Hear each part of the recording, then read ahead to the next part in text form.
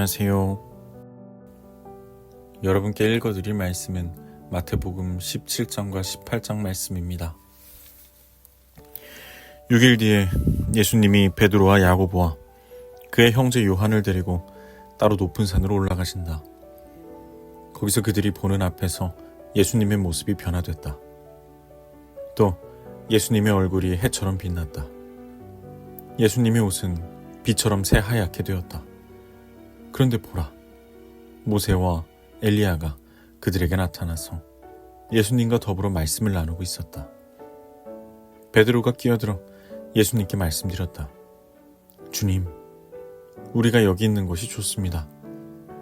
원하시면 제가 여기에 천막을 세 채 마련하도록 하겠습니다. 주님을 위해 한 채, 모세를 위해 한 채, 엘리야를 위해서 한 채를요. 베드로가 아직 말을 하고 있을 때 보라, 빛나는 구름이 그들을 휘덮었다. 또 보라, 구름 속에서 소리가 났다. 이는 사랑하는 내 아들이다. 나는 그가 좋다. 너희는 그의 말을 들어라. 제자들이 듣고선 납작 엎드렸다. 그들은 너무나 두려웠다. 그러자 예수님이 다가가셔서 그들을 어루만져 주시고는 말씀하셨다. 일어나요. 두려워하지 말아요. 그들이 눈을 들어 보았지만 아무도 보이지 않았다. 오직 예수님뿐이었다. 산에서 내려오는 동안 예수님이 그들에게 명령하셨다. 이렇게 말씀하셨다. 그대들이 본 환상에 대해 아무한테도 말하지 마세요. 인자가 죽은 사람들 가운데서 일으킴받아 살아날 때까지는요. 그들이 예수님께 파고들어 여쭤봤다. 그런데 왜 율법학자들은 엘리야가 반드시 먼저 와야 한다 라고 말합니까? 예수님이 대답하셨다. 엘리야가 와서 모든 것을 다시 일으켜 세울 겁니다. 그런데 그대들에게 말합니다. 엘리야가 이미 왔습니다.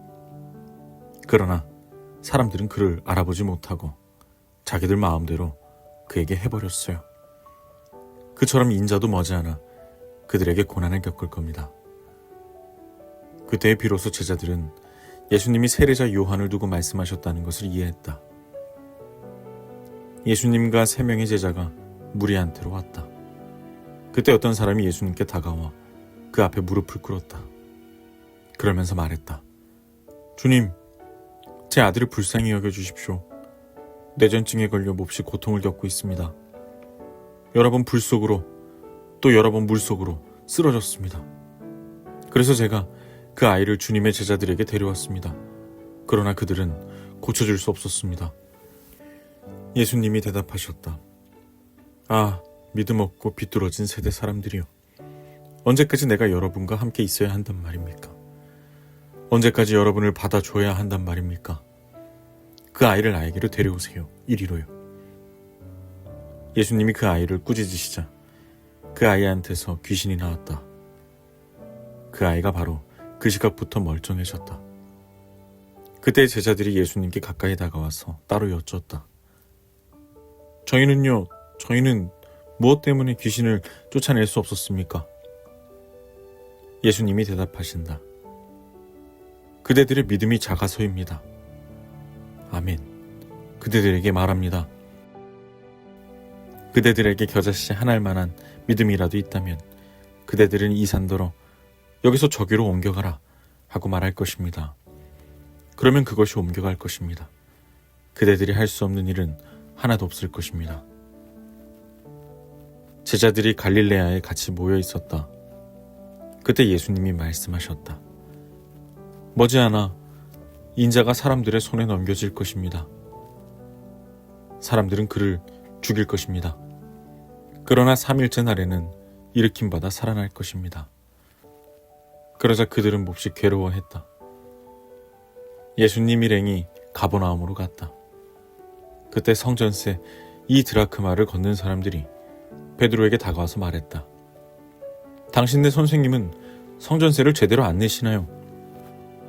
베드로가 말한다. 내십니다. 그러고는 집으로 들어갔다. 그때 예수님이 베드로보다 앞질러 말씀하셨다. 그대는 어떻게 생각하나요, 시몬?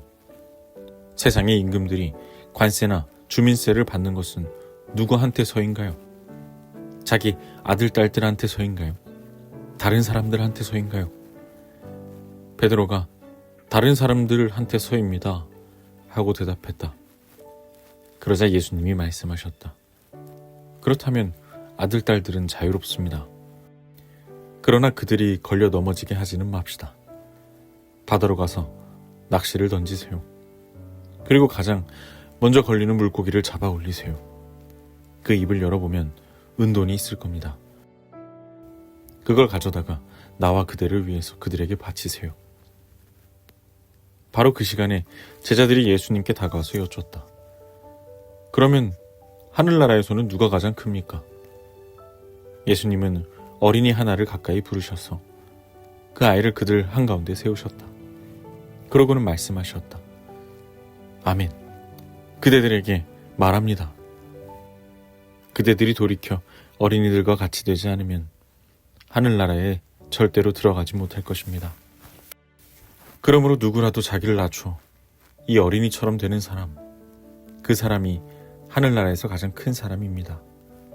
또 누구라도 내 이름 때문에 이런 어린이 하나를 맞아들이는 사람은 나를 맞아들이는 것입니다. 나를 믿는 이 작은 사람들 가운데 하나를 죄의 유혹에 걸려 넘어지게 하는 사람이 있다고 합시다. 그런 사람은 나귀가 돌리는 아주 큰 방앗간 맷돌을 자기 목에 둘러 매달고 깊은 바다에 빠지는 것이 자기에게 유익해요. 끝장입니다. 세상은 죄의 유혹에 걸려 넘어지게 하는 일들 때문에요. 걸려 넘어지게 하는 일이 일어나는 것은 피할 수 없어요. 그러나 끝장입니다. 걸려 넘어지게 하는 일이 일어나게 하는 사람은 그대의 손이나 발이 그대를 죄의 유혹에 걸려 넘어지게 하면 그걸 잘라서 내버리세요. 손이나 발이 하나 없이 생명에 들어가는 것이 두 손 두 발 다 가지고 영원한 물에 던져지는 것보다 낫습니다. 또 그대의 눈이 그대를 죄의 유혹에 걸려 넘어지게 하면 그걸 뽑아서 내어버리세요. 눈 하나로 생명에 들어가는 것이 두 눈 다 가지고 불이 이글거리는 지옥에 던져지는 것보다 낫습니다. 조심하세요. 이 작은 사람들 가운데 하나라도 깔보지 마세요. 그대들에게 말합니다.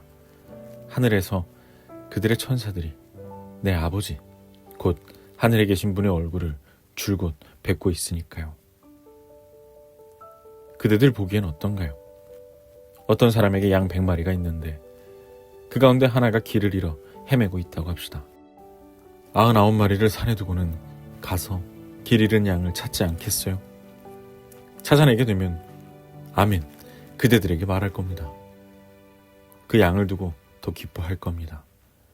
길을 잃지 않은 99마리에 대해서보다요. 그대들의 아버지 곧 하늘에 계신 분도 마찬가지입니다. 이 작은 사람들 가운데 하나를 잃어버리는 것은 그분 뜻이 아닙니다.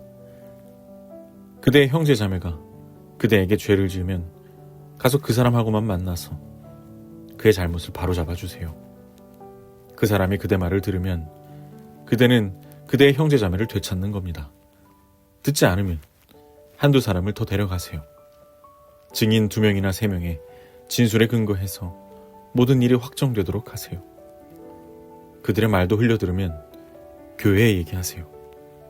교회의 말마저 흘려들으면 다른 민족이나 세금업자처럼 대하시기 바랍니다. 아멘. 그대들에게 말합니다. 그대들이 무엇이든 땅에서 묶어두면 하늘에서도 묶여 있을 것입니다. 또 그대들이 무엇이든 땅에서 풀어두면 하늘에서도 풀려 있을 것입니다. 다시 한번 아멘. 그대들에게 말합니다. 그대들 가운데 두 사람이 땅에서 같은 목소리를 내면 달라고 하는 것이 뭐가 되었든 내 아버지 곧 하늘에 계신 분께서 다 들어주실 것입니다. 두세 사람이 내 이름 아래 모인 곳 거기에는 그들 가운데 내가 있습니다. 그때 베드로가 다가와 예수님께 여쭙다. 주님, 제 형제자매가 저에게 죄를 지으면 몇 번이나 용서해 줄까요? 7번까지면 될까요? 예수님이 말씀하신다. 그대에게 말합니다. 7번까지가 아니라 77번까지라도 용서해 주세요. 이렇기 때문에 하늘나라는 어떤 임금의 경우와 같습니다. 임금이 자기 종들과 장부를 맞춰보고 싶어 했어요. 장부를 맞춰보기 시작했을 때 한 사람이 끌려왔는데 10,000달란트 빚진 사람이었습니다. 그는 갚을 능력이 없었어요. 주인은 그에게 명령해 아내든 자식이든 가진 것은 뭐든 다 팔아서 갚으라고 했어요. 그러자 그 종은 무릎을 꿇고 거듭 엎드려 절하며 빌었어요. 너그럽게 저를 좀 참아주십시오. 그러면 다 갚아드리겠습니다. 바로 그 종의 주인이 가슴이 아파서 그를 놓아줬어요. 갚아야 할 빚도 없는 것으로 해줬어요. 그런데 바로 그 종이 나가서 자기와 함께 일하는 다른 종 하나와 마주쳤어요.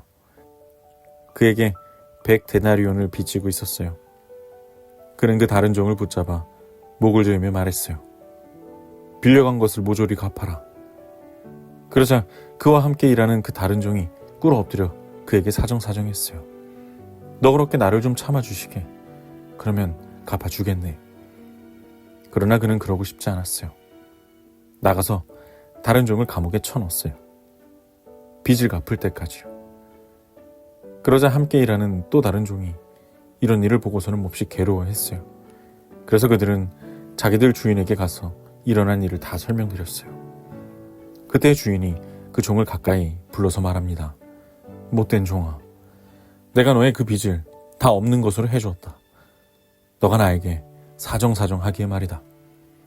그랬으면 너도 너와 함께 일하는 다른 종을 불쌍히 여겼어야 마땅하지 않느냐.